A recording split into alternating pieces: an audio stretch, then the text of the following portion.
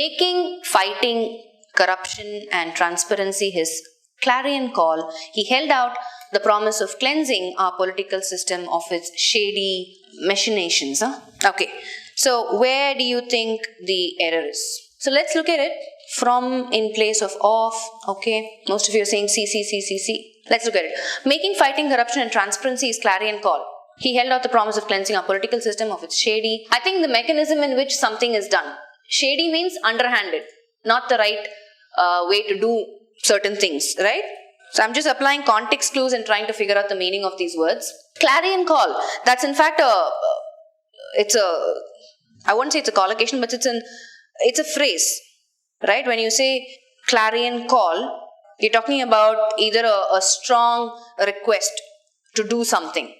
So in this context, this person has decided that fighting corruption and transparency, making that his clarion call, his mission to do something, he held out the promise of cleansing our political system of its shady machinations.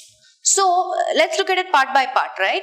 Fighting corruption and transparency. In fact, this is like a gerund here, right? Verb plus ing acting as a noun. Fighting corruption and transparency. So making this his clarion call, we already said what clarion call is, right? It's a strong request to do something positive, right? He held out the promise of cleansing our political system of its shady machinations. So I think here everything is fine. He held out as a phrasal verb, which means what in this context? What does it mean? Verb plus adverb. Held out means proving to be, right? Held out the promise. He held out the promise. To hold out something, right? That's your phrasal verb. To offer or present. So making fighting corruption and transparency his clarion call, he offered the promise of cleansing our political system of its shady machinations. Are you following? So here of as a preposition is fine because basically the shady machinations is something that is characteristic of our political system, right? So in that context, it's the right meaning. So I wouldn't say it's grammatically incorrect. So if you ask me, I think it's, I don't see any error as such in any part. It feels right. Making fighting corruption and transparency his clarion call, he held out the promise of cleansing our political system of its shady machinations. Why not shaded on? Shady is just an adjective, right? It's an adjective form. Please understand the meaning that shady brings in the context, right? Shady means questionable, right? Something that is not right. Something that you're doing underhanded, something that's immoral. This guy is a shady fellow, right? He placed something in a very shady manner. So as an adjective, it's the right form. You don't have to change anything there. See, shaded I'll use more for a picture, right? Machinations means the mechanism in which certain things are done, right? It can be some sort of a way or a plan or, something that is put out as things to do. So whatever happens in the political system is very shady. The way they plan their stuff, the way they scheme out things, right? That's what they're talking about. So that's the meaning of machinations. So I'll put it down here. So something that is a design or a plan or any sort of a scheme, right? Whatever action plans they take, is all of that is very shady. And you may not know it, but this engine is claimed to have twice as powerful as the previous one. So I have people coming back and saying it's option 3, some of you are saying option 2, some of you are saying option 4. This is option 1. You may not know it. Option 2 is but the engine is. Option 3 is claimed to have twice. Option 4 is as powerful as the previous one. So see, I look at it two ways. Okay? You can either, if you ask me, I will say part 3 can also have the error, right?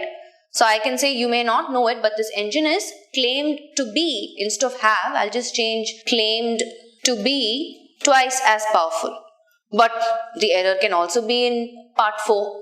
If I say claim to have twice, I'll just change as powerful to claim to have twice the power as the previous one. So the error can be in both 3 and 4 if you ask me, right? So for a question like this, I'll skip it. Claim to have twice is already in part 3, but part 4 will change to twice the power as the previous one. So these sort of questions where you're not too sure, where their error can be in more than one, skip it and move on. Either the carpenters nor the plumber have finished the work. Can we use either with nor? Is it correct? Okay, it's a pretty easy, simple question. Usually the correlative conjunctions are either or and neither nor. So very unlikely, or I don't think it's the right construction to use either and nor, because the meaning also changes, right? Either the carpenters, so there are two ways in which you can write this context quickly, and you also understand the subject verb agreement rule in such a scenarios, right, where you have correlative conjunctions, either the carpenters or the plumber. So there are two subjects here, carpenters and plumber, right? Plural subject, singular subject. So either the carpenters or the plumber, so the word will take up has finished the work, right? So either the carpenters or the plumber has finished the work. Neither the, so here in this context it's giving a choice, right? Somebody finished the work, I don't know who. It could either be the carpenters or it could be the plumber. Neither the carpenters nor the plumber, again, has finished the work. So when you have sentences starting with either or, neither nor, the verb takes up, agrees with the subject closest to it, right? Singular subject, has finished the work. So here in this context, it's negative meaning, right? At the end of the day, the work wasn't done. Now when will I use have? When the subjects are reversed. So if I have either the plumber or the carpenters have finished the work. Neither the plumber nor the carpenters have finished the work.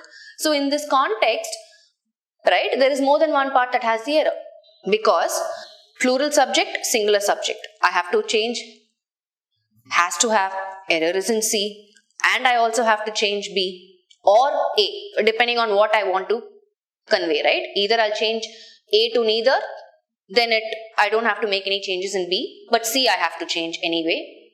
Or I will change or, nor to or in B, and again I have to change C, which means the error is in more than one part. Skip. Following, I will write one construction with the plural also, just so we are clear, right? We'll use the same context. So this is again a subject-verb agreement rule. There are lots of rules pertaining to subject-verb agreement.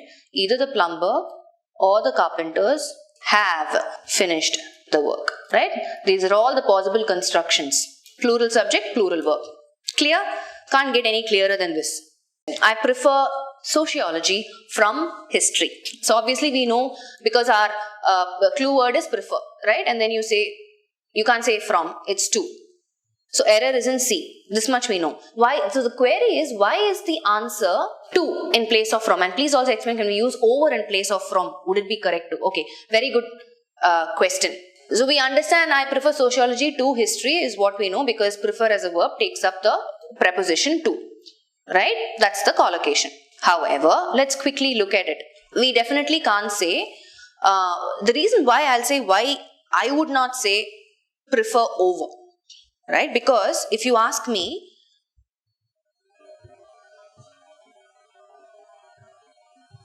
prefer, what is the meaning of this word prefer? It itself means to give preference over something, right? That's the meaning. So for me, I prefer sociology over history is redundant in meaning. That's probably why the reason I would lean more towards prefer to than prefer over. But not to discount that, yes, there are people conversationally who say I prefer this over that, right? And in certain cases it's acceptable, but if you strictly go by grammatical sense, right, it's safer to stick to prefer to. So for me, prefer over, like I said, gives me a very redundant meaning. Redundant, I'm sure all of you know, right? Very repetitive in meaning. Prefer itself means to give preference over something. So prefer over, that's the only reason why I would not. But you will come across constructions like this, which are acceptable. It's getting acceptable, I would say. Yeah. Now that's another question, right? What about then? Sometimes, especially when it comes to, two infinitive verbs, right? Like, let me give you an example. So if I say, I prefer to walk rather, or I prefer to walk instead of rather, let's just use then. I prefer to walk then to catch the bus. Right? So in this context, I prefer to, so since there is an infinitive here, to walk and to catch, sometimes you will see these constructions also. Prefer is followed by then. I prefer to walk then to catch the bus. So this prefer than constructions, right? It's ideal when you have these infinitive verbs, when you're comparing, right? But otherwise, stick to prefer to, right? So I prefer to walk then, or I prefer to walk rather than to catch the bus. That's also fine. I prefer apples to oranges. Yes. I prefer tea to coffee, right? Yeah. Clear?